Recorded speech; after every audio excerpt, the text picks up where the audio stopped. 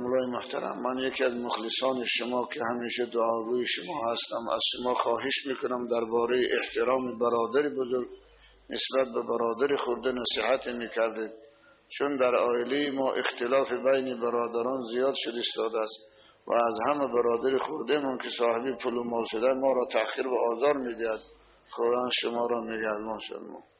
از شهر کولا بود است. یکی از برادران در باب احترام بین برادری خواهش کرد است که صحبت کنند. در این موضوع ما صحبت‌های زیاد در باب صله ارحام که اخوت و محبت بین برادری از جمله صله ارحام است، خصوصا با در صورتی که پدر از سر رود، برادر بزرگ به منزله پدر از پیغمبر خدا گفتن، هم در احترام و هم در حرمت. الاخ الکبیر به منزلت الاب عند فقده میگوید. برادر کلانی به منزله پدر است وقتی که پدر از سر رود. بنابراین این دادرها باید برادرهای بزرگ خدا چون پدر احترام بکنن، چنانه که با پدر مناسبت میکردن با برادر همین قسم مناسبت کنن. چنانه که پدر کمک میکردن باید برادر بزرگ کمک کنن. اگر رفت و محتاج و نیازمند باشد احترام او رو به جا بیارن. اگر خواهن روح پدرشان از اونها خوشحال شود، اگر خواهن روح مادرشان از اونها خوشحال شود. فرضاً اگر پدر و مادر از دنیا گذشته باشد، یکی از عاملهایی که پیغمبر خدا گفتن باعث خوشحالی روح پدر و مادر می شود این صلة الرحم الذی لا یوصل الا بهما، پیوند کردن و فرزندان پدر و مادر و خویشاوندان پدر و مادر. البته فرزندهای پدر و مادر این مقدم است از خویشاوندهاش، از عمه و تقا و عمک و خاله، برادر و خواهر. بنابراین کدام برادری که از برادرش قطع برادری میکند یا از خواهرش قطع صله رحم میکند، حتما بداند که روح پدر و مادرش از او نارضا هست. و این چنین انسانی که صله رحم قطع میکند خدا رحمتش از او قطع میکند، خداوند دعاش مستجاب نمیکند اگر رفت با برادری بزرگش قهری باشد و رابطه را قطع کرده باشد. حتی حکایه میکند در کتابش کبائر شمس الدین ذهبی در باب قطع صله رحم میگوید یه شخص بیت الله سفر حج رفت، قبل از آنه که به عرفات برای وقوف برایان یه مقدار مبلغی داشت، میگوید نزد یک تاجر خوب که از سیماش خیلی آدم صالح بود، خوب بود و امانت نگهدار بود، مبلغ امانت سپارید. گفت تا از عرفات و مینا بازگشتن این سرمایه من پول من دست تو باشد، بعد طواف وداع کردن ثانی من امانت از شما گرفته باز پس رو. خوب میگوید در این مدت وقتی که این در عرفات و در مینا و مشغول مناسک حج بود، این بنده خدا از دنیا رحلت کرد، فوت کرد. وقتی سراغ امانتش آمد پرسید، گفتن که از دنیا رفته است. از پول امانت پرسید، هیچ نفر از اهل بیت گفتن آگهی نداریم، اطلاع نداریم که پولش کجاست. و خیلی حیران شد، خیلی سرمایه کلانم بود و شاید یگانه سرمایه برای بازگشتی به وطنش بود، دیگر نداشت.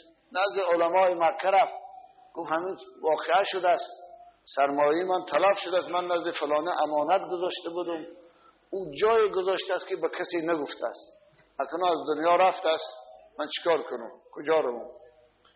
گفتن فلان شب چاه زمزم میروی، در دل شب قبل از صبح سر به چاه زمزم میکنی. اون زمزم به صورت چاه بود در اون عصر.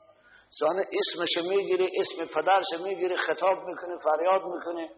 اگر اهل بهشت باشد از داخل چاه گفت صدای تو ده جواب میگرداند، اگر بهشتی باشد.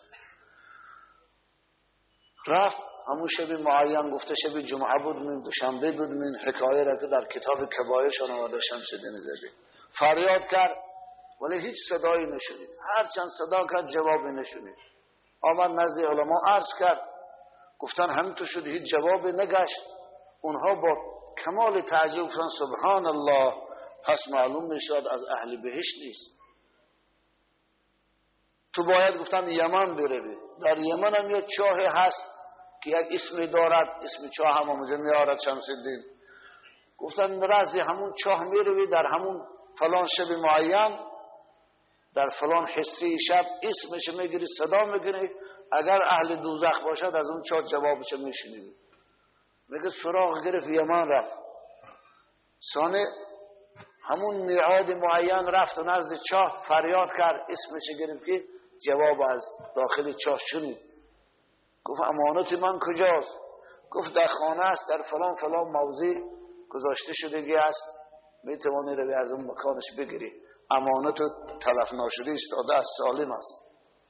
ثانیه این بنده خدا پرسید، گفت ما نسبت شما گمان خوش داشتیم، شما آدمی صالح بودید، آدمی خوب بودید، اهل نماز بودید، چرا شما را از یک چاهی که علما میگن از اون چاه فقط دوزخی ها جواب میگردانند صدات میشنوند؟ گفت درست است، من خیلی در نظر مردم آدم خوب بودم ولی قطع صله رحم داشتم. یه خواهر داشتم، از خواهرم رابطه من بریدگی بدم، هرگز از حالش خبر نمی گرفتم، هرگز به او کمک و احسان نمی کردم، هرگز تفقد از حال خواهر نداشتم، مثل بیگانه با او رفتار میکردم. به جرم انمی قطع صله رحم خداوند چند مدت است که مرا با دوزخی ها همراه کرده است.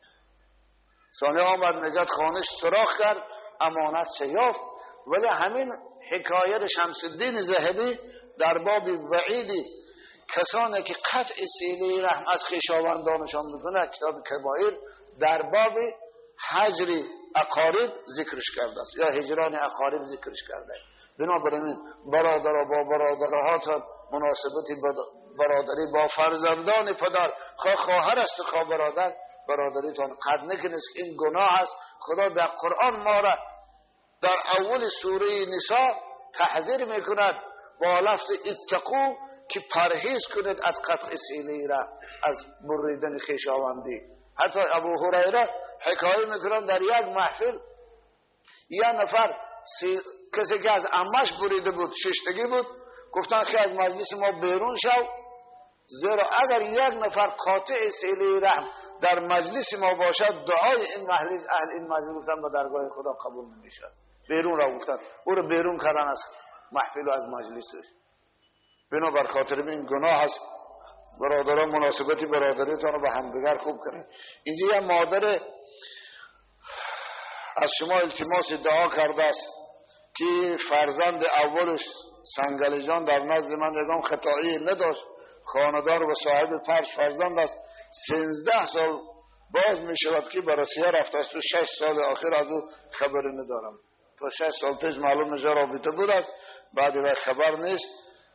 پدر بزرگوار می خواهم دعای کند که فرزند من